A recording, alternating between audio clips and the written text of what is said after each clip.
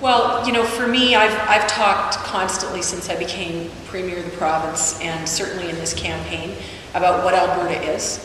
And I think Alberta truly is a province that has been made up of people that have chosen to come here to be part of family life, community life, and economic life. And every 10 or 15 years, we see sort of demographic changes that allow us to continue to grow and to improve and to become a community of people from all over the world. And we have to embrace that and celebrate that. The fact that we have so many people that would choose to come and participate in this economy in Alberta is a real blessing. And I think it's important for us to acknowledge that and appreciate that. It's not about what's come before. You know, my grandparents came in 1948, but when they came, they were new immigrants. And it's important for us to always be reaching forward and thinking about why new Canadians are coming to Alberta and what we can do to support new families that are coming to our province. Well, there's a couple of things. There's two separate pieces that are going on. The first, from my perspective, is that we just passed our provincial budget, and our provincial budget was called Investing in People. And what we meant by that, very seriously, is we're investing in healthcare, public healthcare, and we're investing in public education.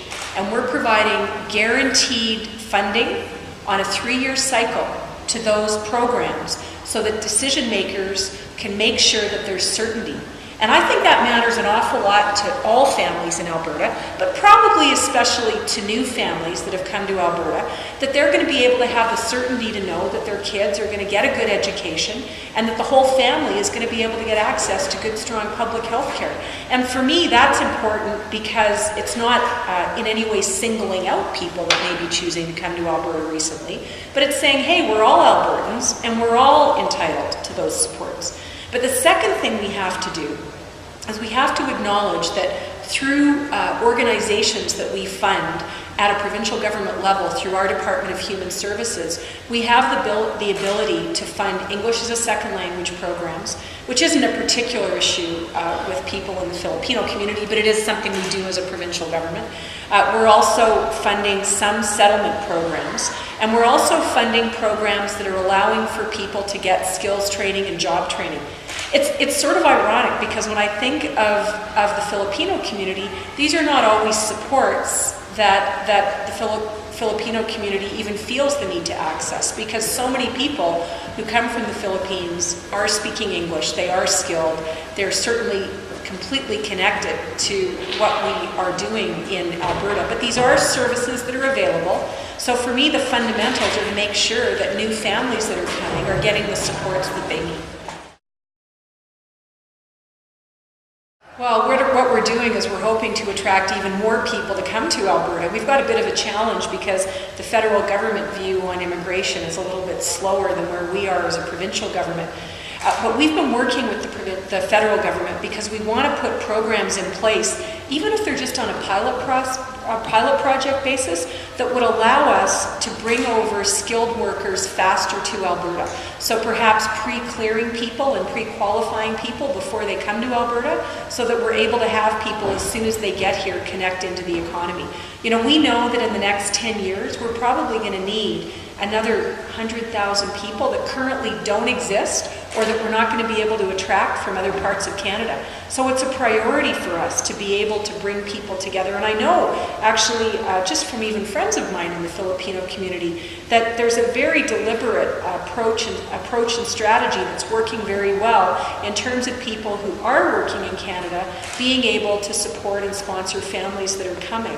And it's wonderful that all of these people are coming because we do need more workers, and we need to make sure that when people are saying to their family, come to Alberta, that they can have confidence that they'll be accepted and supported in the community.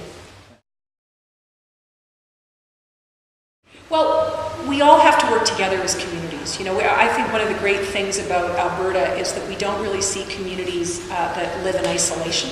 You know, we see people that are connecting through schools, through community activities, and I think that's a real strength. But I'll tell you, in my mind, it's very much a shift in the way we've lived our lives as Albertans. You know, I think Alberta now is a province of new Albertans and new Canadians that are embracing cultures from all over the world and finding ways to attract different groups of people from different cultures to be involved in arts activities and cultural activities, just as a start, are very important.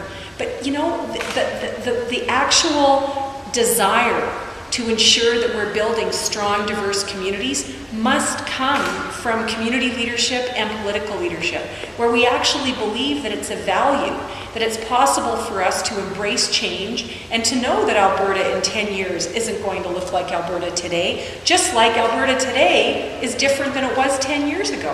And that's a good thing, and we have to talk about that in a positive way.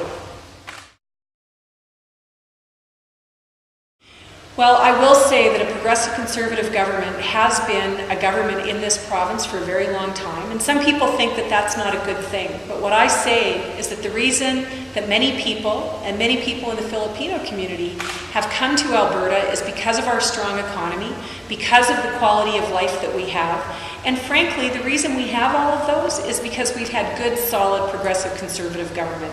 And we are committed to making sure that we keep making those smart decisions, that we're balancing all interests, that we're supporting new Canadians and Canadians that have been here for generations in a way that allows everyone to be part of a thriving community.